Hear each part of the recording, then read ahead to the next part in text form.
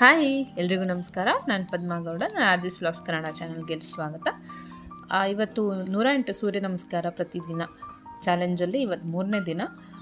ಇವತ್ತು ಕೂಡ ನಾನು 108 ಸೂರ್ಯ ನಮಸ್ಕಾರನ ಸಕ್ಸಸ್ಫುಲ್ಲಾಗಿ ಮುಗಿಸಿದ್ದೀನಿ.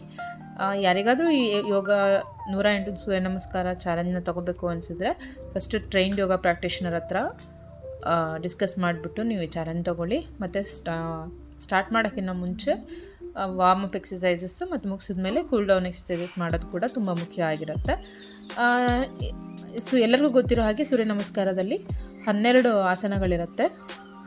ಪ್ರಣಾಮಾಸನ, ಹಸ್ತ ಉತ್ಥಾನಾಸನ, ಹಸ್ತಪಾದಾಸನ, ಅಶ್ವಸಂಚಲನಾಸನ, ದಂಡಾಸನ, ಅಷ್ಟಾಂಗ ನಮಸ್ಕಾರ, ಭುಜಂಗಾಸನ, ಪರ್ವತಾಸನ, ಅಶ್ವಸಂಚಲನಾಸನ, ಹಸ್ತಪಾದಾಸನ, ಹಸ್ತ ಉತ್ಥಾನಾಸನ, ಪ್ರಣಾಮಾಸನ. ಬಾಯ್ ಬಾಯ್.